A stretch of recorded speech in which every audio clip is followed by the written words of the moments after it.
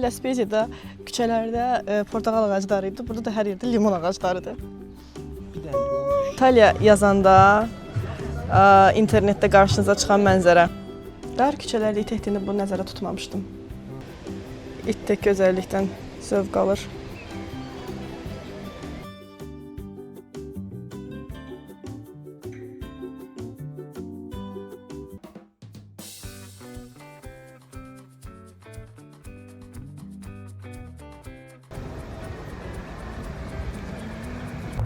Deməli, gəlmişik Las Spezia'ya. Sabah Cinque Terre'yə gedəcəyik. Prosta qalmaq üçün Las Spezia'nı seçdik. Pizzadan gəlmişik, çox yorğunluq, özünüzdə hiss edirsiniz, üzümdən gözümdən bərbad gündəyəm. Sadəcə, əslində videonu səhər çəkmək istəyirdim. Sadəcə bir şey göstərmək istəyirəm sizə. Otağa bayıldıq. İşçilərə buranı işlədən evli cütlükdür, orta yaşlı cütlükdür. Yəni, super. Sizə bir dənə otağı göstərmək istəyirəm. Qiymət də çox gözəldir. Çox qəşəng qiymətə tutmuşum. Həqiqətən Bookingdən tapdım. Digərlərini də Bookingdən tapdım. Amma prosta niyə paylaşmırdım? Sözün açığı mən çox da sevmirəm qaldığımız yeri, yəni göstərimdə. Sadəcə çoxu Cinque Terre'dir, Portofino'dur. Belə yerlərə baha deyirlər. Sadəcə belə bir şey edə bilərsiniz. Las Spezia'da tuta bilərsiniz. Qatar hər gün, hər 20 dəqiqədən bir, yarım saatdan bir gedir. Gedib gəzib qayıda bilərsiniz. İndi biz elədiyimiz kimi. İndi mən sizə otağı çəkəcəm. Bu bizim otaqdır. Belə bir balaca hər yerdə olduğu soyuducu. Çaynik falan. Sadəcə şirinliyinə baxın da otağın.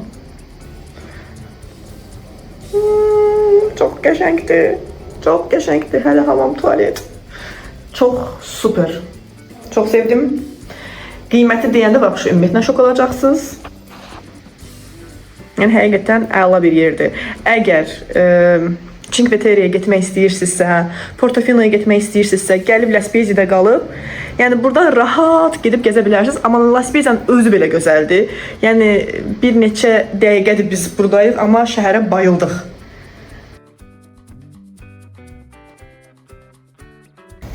Oteldən çıxdıq və düz məhəlləmizdə günlük bazar qurublar. Bildiyiniz Vasmoyun bazarında qalırmışıq, xəbərimiz yox imiş.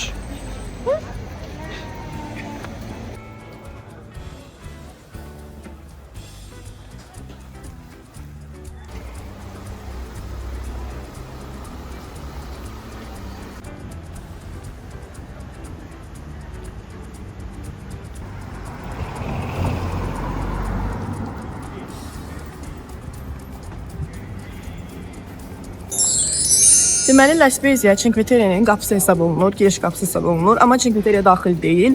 Cinque Terre özü 5 kənddən ibarətdir. Amma Las Spezia'nın nəyi gözəldir? Qiymətlər sərfəlidir, otellər daha ucuzdur. Cinque Terre biraz turistik zona olduğuna görə orada yəni otel falan tapmaq normal qiymətə çox çətin məsələdir. Oteli burada tuta bilərsiniz. Qatar stansiyası çox yaxındır.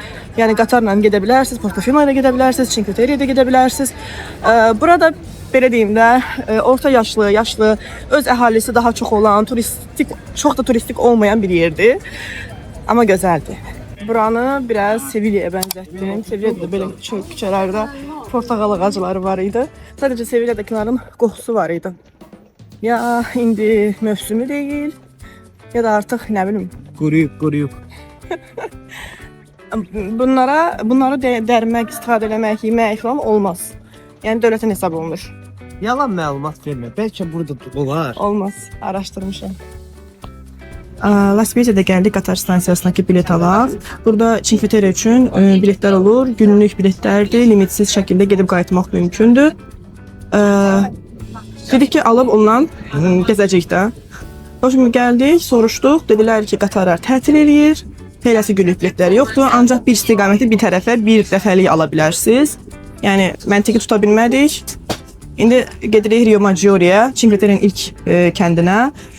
Oradan sonra baxacağıq. Əgər tələ bilet tapa bilsək, yəni elə round trip kimi gəzəcəyik. Yox tapa bilməsək, tək almaq olacaq.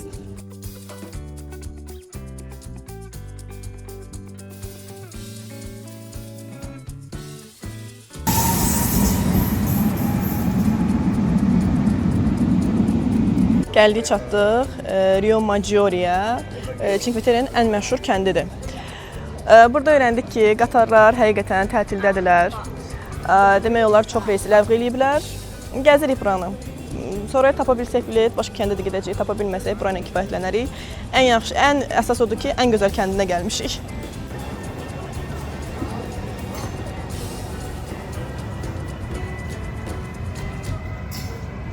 Stansiyasından çıxırsınız. Burada belə bir bilet almaq üçün köşklər var. Onlardan soruşduq ki, bəs belə dedilər ki, şimdi tətil eləyirlər. Heç nə, biz də tətil eləyirik, onlar da tətil eləyir. Nəysə. Buradan tunelə giririk. Bu tunellə gedirik kəndin mərkəzinə.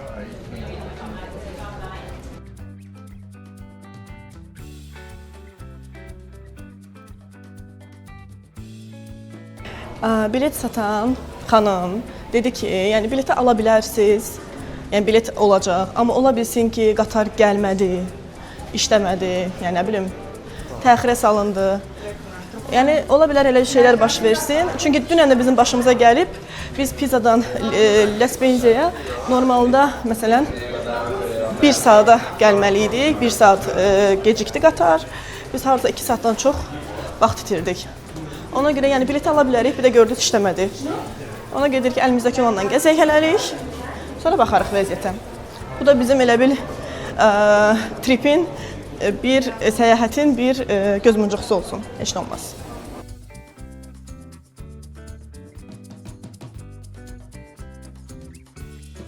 Rio Maggiore 13-cü əsrdə salınıb və Cinque Terre'nin ən qədim kəndlərindən biridir.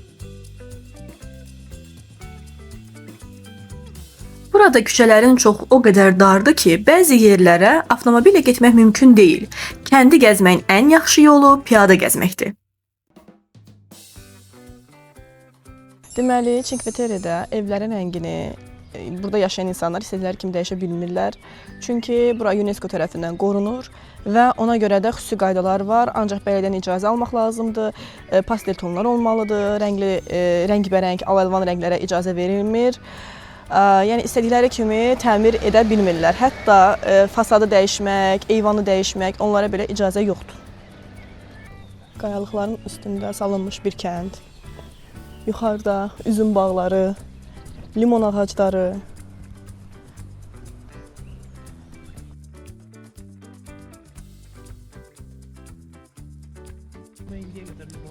Çox qəşəngdir, limon ağacları. Kimisə bağıdır. Burada kaktuslar da var. Çox qəşəngdir. Deməli, Las Vegas'da küçələrdə portağal ağacları idi. Burada da hər yerdə limon ağaclarıdır. Bir dənə limon düşüb oradan, onu götürə bilərik. Bura bir dənə limon düşüb. Ramiz deyir, görən onu götürə bilərikmi?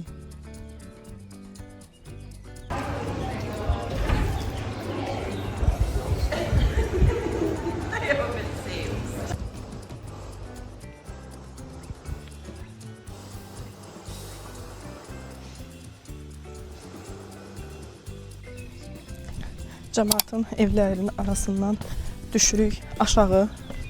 Buranı yol göstərir navigator. Biz də burayla gedirik. Görək hara çıxacağıq.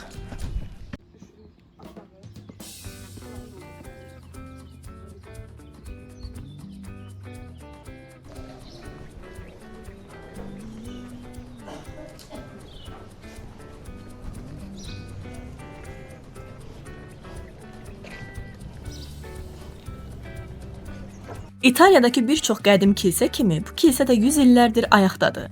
Orta əsrlərdə kilsələr təkcə ibadət yeri deyil, həm də şəhərin əsas görüş və toplanış məkanı olub. Fasadındakı böyük dairəvi gül pəncərəsi isə sadəcə bəzək deyil, orta əsrlərdə içəriyə daha yaxşı təbii işıq düşməsi üçün hazırlanırdı və ilahi nuru simvolizə edirdi.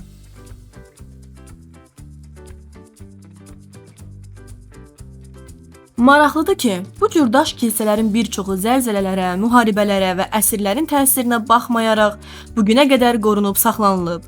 Buna görə də onlar həm memarlıq, həm də tarix baxımından İtaliyanın ən qiymətli irsləri hesab olunur.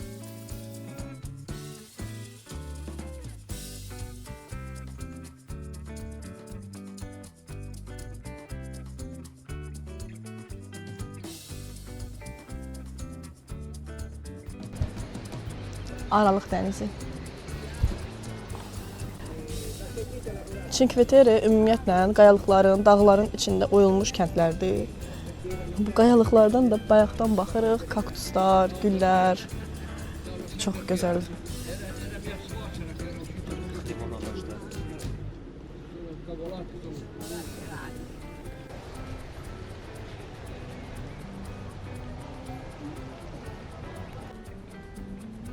Dar küçələrdə itəkdiyini bu nəzərə tutmamışdım. Ya, çox qəşəngdir.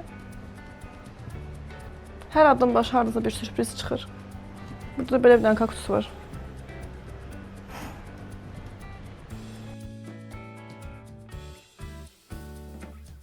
Deməli, kənd bir neçə hissədən ibarətdir.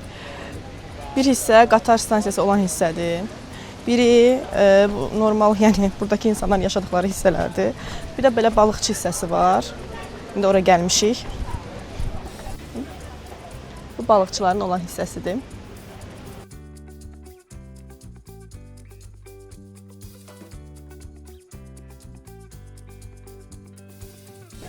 O İtaliya yazanda internetdə qarşınıza çıxan mənzərə.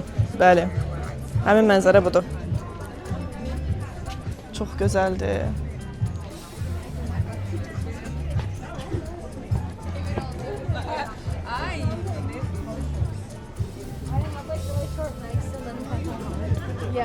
Sizdə sual yarana bilər ki, niyə evlər fərqli-fərqli rənglərdədir? Deyilənə görə vaxtilə qədim zamanlarda balıqçılar dənizdən evə geri qaydanda öz evlərini uzaqdan tanıya bilsinlər deyə fərqli-fərqli rənglərə boyuyurdular. Yəni bu adətən də davam eləmiş günümüzə qədər. Düzdür, indi bir evdən, bir rəngdən 2-3 evdə var. Amma yəqin əvvəllər fərqli-fərqli imiş.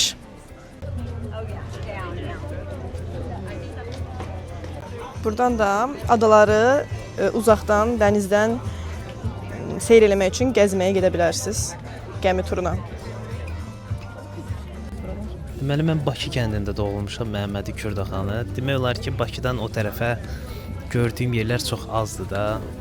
Həyatı boyu getdiyim Türkiyə olub. Türkiyə, İstanbul, Kapadokiya, İzmir, Quşadası filan. Amma belə bir təbiət görməmişdim. Çox gözəldir. Həqiqətən. Baxırsan ki, İtaliyanın bir kəndidir, amma gözəlliyə bax. Göz yaşım.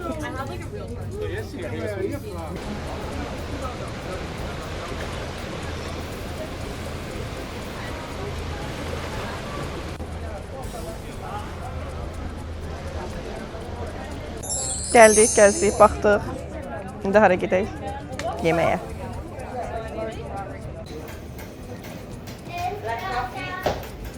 Mama.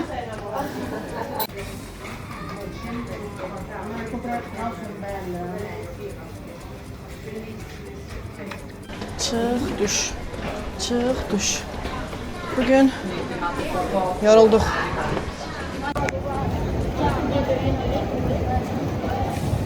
Bura Cinque Terre'nin ən məşhur yerlərindən biri olan Sevgi yoludur. Rio Maggiore ilə Manarola kəndlərini birləşdirən bu qısa cığır 1920-ci illərdə dəmir yolu tuneli tikilərkən təsadüfən yaranıb. Deyilənə görə iki kəndin gəncləri burada görüşdükləri üçün yol Sevgi yolu adını alıb.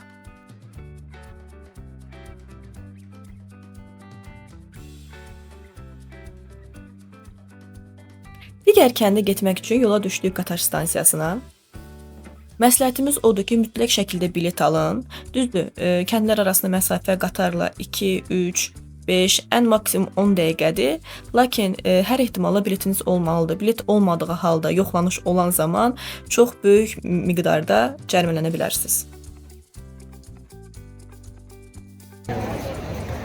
Gəldik Manarolaya.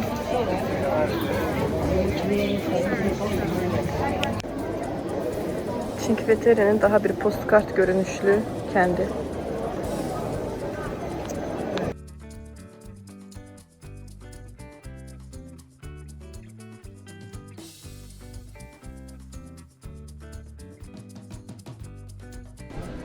Digər kənddə də adam çox idi, amma burada ümumiyyətlə kənd qaynayır.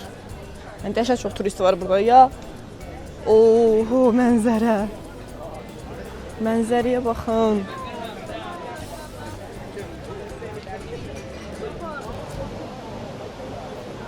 Bura bilsən hara oxşuyur?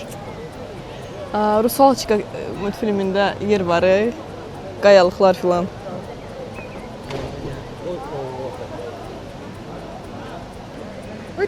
Atlanacaq indi. Aha. Of. Manarolada qumlu çimərlik axtarmayın. Burada hamı qayaların üstündən və kiçik limandan birbaşa dənizə tullanır.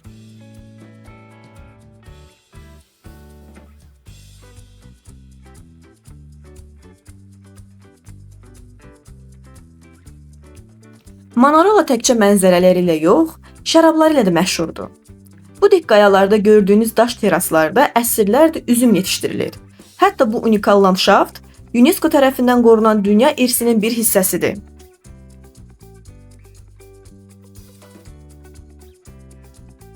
Manarolanın tarixi təxminən 12-ci əsrə gedib çıxır və bölgənin ən qədim yaşayış məntəqələrindən biri hesab olunur. Kənd dəniz səviyyəsindən dik qayalar üzərində salınıb. Rəngli evlər həm yer azlığından, həm də balıqçıların dənizdən öz evlərini rahat tanıması üçün bu şəkildə tikilib.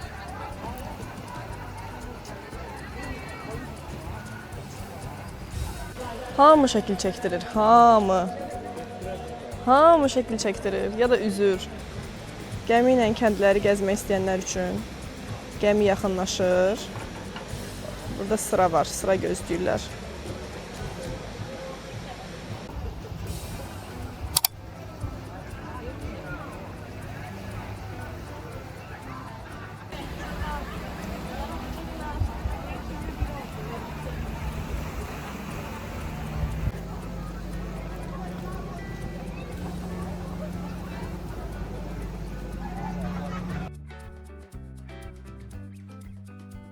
Əgər Manarolanı qışda xüsusilə Milad dövründə ziyarət etsəniz, bura tamamilə nağıl aləminə çevrilir. Kəndin qarşısındakı təpədə dünyanın ən böyük işıqlandırılmış Milad doğum səhnələrindən biri qurulur. Bu ənənə 1976-cı ildə yerli sakin və dəmir yolu işçisi Mario Andreoli tərəfindən başlayıb. O təpəyə ilk işıqlı fiqurları öz əlləri ilə yerləşdirib və illər keçdikcə bu layihə böyüyərək Manarolanın simvollarından birinə çevrilib. Hər il minlərlə insan təkcə bu mənzərəni görmək üçün Manarolaya gəlir. Rəngarəng evlər, dənizin sahilindəki sakit liman və təpəni bürüyən işıqlar birlikdə elə bir mənzərə yaradır ki, sanki Milad nağılının içindəsiniz. Əgər Cinque Terre'ni fərqli bir mövsümdə görmək istəyirsinizsə, Milad dövrü bunun üçün ən xüsusi vaxtlardan biridir.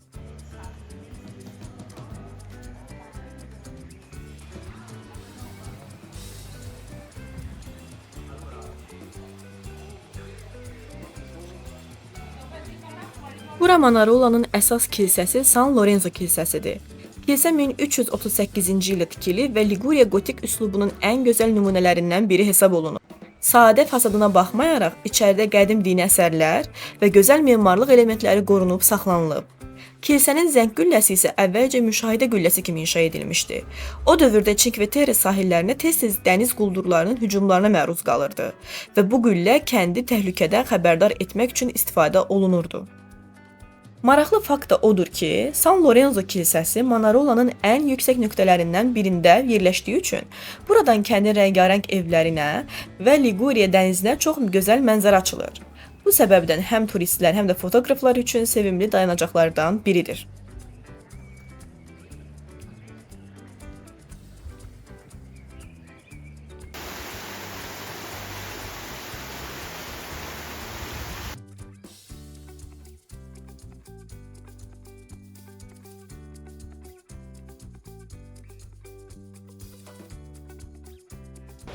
Çok güzel bir yer ama deniz necə gözəl. Sí, ya vi. Qəşəng kənddir. Maraqlı kənddir. Deməli, Lespezia qayıdırıq, qatardayıq. Bir qrup yaşlı pensioner təqaüdçülər gəldi. Fransadan gəliblər. Danışıqlarını ilə başa düşdük. Qıraqdan baxıram, deyirəm ki, bizimkilər rayona filan yığışır getirlər. Bunlar ölkə dəyişir. Çinkveteri turuna gəliblər. Qayıtdıq La Spezia. Bəli. Həqiqətən buranın bir ayrı bir havası var. Yəni nə bilim. Həm şəhərdir, həm deyil. Ramizin dediyinə görə bura 2000-lərin Bakısına oxşuyur. Antenalı binalar. Köhnə belə tam remont təmir olunmamış binalar, geniş yollar. Gəldik otağa, biraz dincəldik. İndi çıxdıq La Spezia'ya. Sadəcə otaq, otel ümumiyyətlə o qədər soyuqdur ki, mənə elə gəlirdi ki, həm də qaranlıqdır. Mənə elə gəldi ki, hava həm qaranlıq, həm də buz kimi hava var. Çıxmışıq, hava həm istidir, həm də işıqlıdır. Deməli, burada bugün bazar qurulmuşdu, səhər çəkmişdim. İndi bazar uca bitib, buraları yolu bağlayıblar, yolu təmizləyirlər. Bəli, bazar dediyim, yəni bizim yarmarka tipdə sadəcə paltar satılır.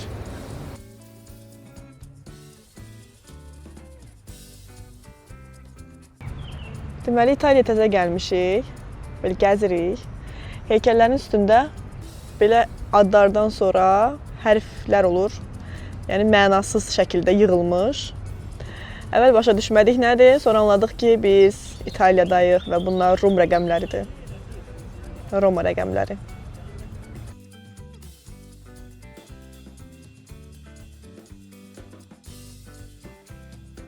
Ramizə deyirəm ki, necə gözü tox insanlarıq. Yəni qarşımızda bir dənə mənzərə var, durub bir dənə də şəkil çəkdirmirik. Yəni ayrı vaxtda çalanı görmədən bura gəlsək, yəqin ki bir 50-60 dənə şəkil çəkərdik. Bundan qabaq gedib elə yerləri görmüşük ki, indi prosta baxırıq da, yəni uzaqdan belə baxırıq, çox gözəl mənzərədir deyə. Yəni durub orada şəkil çəkdirməyə halım yoxdur. Mənzərə. Bəli. Yəni bu dəqiqə yerimdən durub burada şəkil çəkdirməyə axot eləmirəm.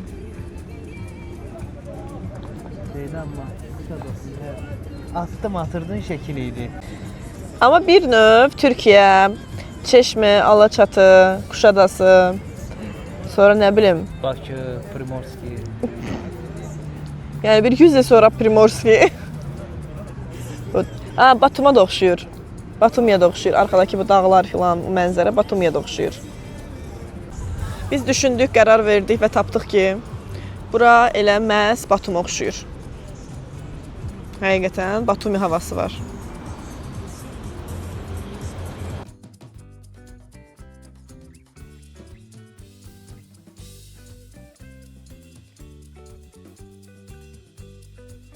Müasir tipli katedral.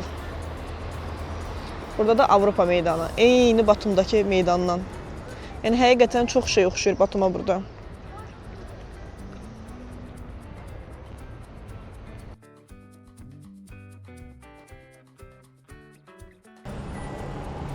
La Spezia'nın panoramik görüntüsü və həmin katedral.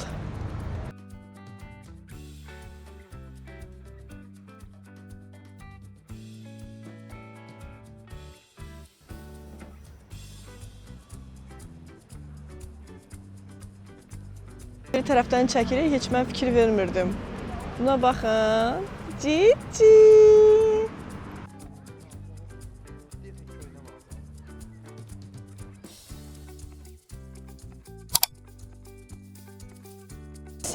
Sakit şəhər. Çox az sayda turist var. Yerli əhali, bəli. Yəni burada çox sakitçilikdir. Burada biz öyrəşməmişik belə sakitçiliyə. Romadan, Florensiyadan sonra bura çox sakit gəlir. Qəribə şəkildə belə bir şey müşahidə elədik. Biz Pisadan yola çıxanda hava qaralmışdı. Yəni axşama doğru gedirdik. Bura çatanda hava işıqlı idi. Yəni hal-hazırda saat 10 olar, hələ də hava işıqlıdır. Baxın.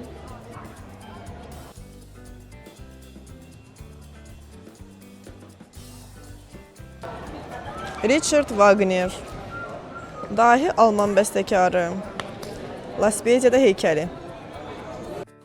Videomuzun sonuna gəldik. Ümid edirəm bəyəndiniz. Əgər xoşunuza gəldisə, bəyənməyi, kanala abunə olmağı və fikirlərinizi şərhlərdə yazmağı unutmayın. Növbəti macərada görüşənədək hələlik.